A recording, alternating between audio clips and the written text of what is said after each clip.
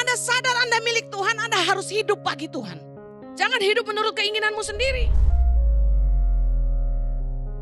Roma 14 ayat 8 kita baca sama-sama. Sebab jika kita hidup untuk Tuhan. Dan jika kita mati untuk Tuhan. Jadi baik hidup atau mati, kita adalah milik Tuhan. Katakan saya milik Tuhan. Roma 14 ayat 8 berkata, jika kita hidup untuk Tuhan. Jika kita mati untuk Tuhan. Nah, ingin menegaskan sekali lagi bahwa Tuhanlah pemilik hidup kita. Dan kita harus hidup bagi Dia. Kalau Anda sadar bahwa hidupmu bukan milikmu tapi milik Tuhan. Bahwa Tuhan yang punya hak untuk mengendalikan hidup kita. Sudah seharusnya yang kita lakukan, yang kita hidupi bukanlah kehendak kita, tapi kehendak Dia, pemilik hidup kita. Katakan amin. 1 Korintus 6 ayat 19 berkata gini. Atau tidak tahukah kamu bahwa tubuhmu adalah bait Roh Kudus yang diam di dalam kamu? Roh Kudus yang kamu peroleh dari Allah dan bahwa kamu bukan milik kamu sendiri. You are not yours, you are God's. Kita adalah milik Allah. Nah, sebenarnya dalam bahasa sehari-hari diterjemahkan, kita ini sudah ditebus, kata firman Tuhan, dibayar lunas dengan harga yang mahal, yaitu darah Kristus. Hidup kita bukan milik kita lagi, kita sudah dibeli lunas. Bagus sekali kemarin Pastor Christopher Tapihero dalam ibadah di hari Minggu bicara gini. Dia harus bayar apa yang jadi miliknya. It's funny. So, suatu hari burung peliharaan saya di rumah, pemberian dari masyarakat Papua, itu lepas.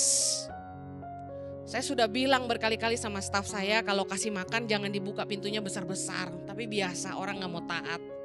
Terbanglah dia. Saya sedih sekali. Karena ini pemberian.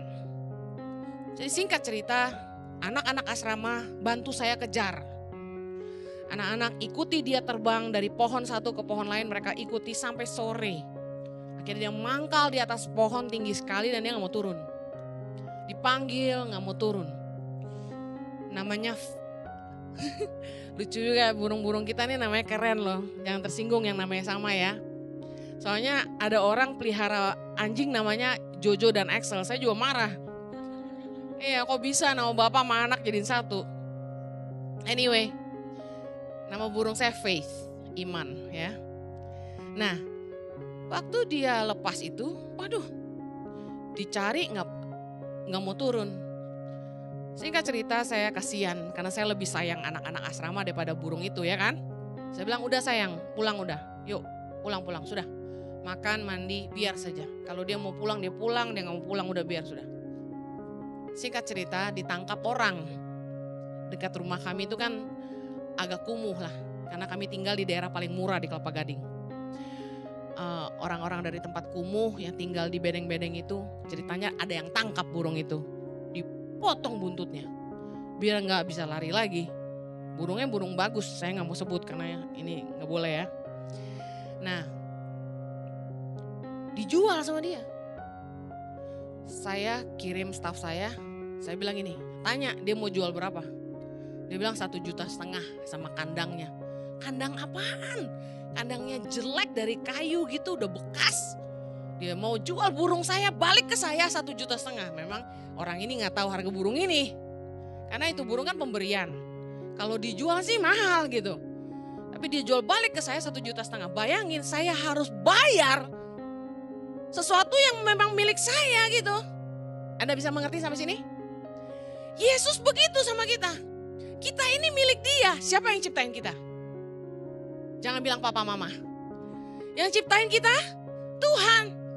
Tapi Dia harus tebus kita dengan darahnya sendiri. Dia harus beli apa yang menjadi miliknya. Lucu gak?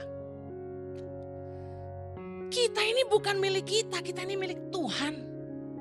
Kalau Tuhan tuh izinin kita hidup di dunia ini, kata bahasanya Pak Jojo, di planet ini, Tuhan cuma izinin kita hidup sebentar aja di bumi ini. Kalau waktu kita udah selesai nggak ada yang bisa perpanjang. Setuju? Uang kita pun nggak bisa perpanjang umur kita. Jadi singkat cerita, siapa yang pegang kendali hidupmu? Pemilik hidupmu.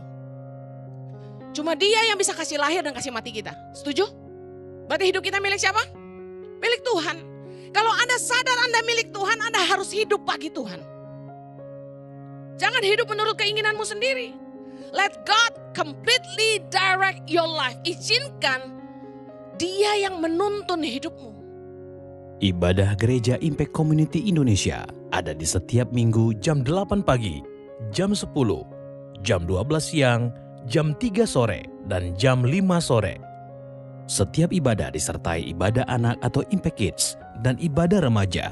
Anda bisa mengajak teman, keluarga, dan relasi untuk ikut beribadah bersama. Dan bagi anak-anak muda, ada Impact Youth jam 5 sore waktu Indonesia Barat di Gereja Impact Community Indonesia.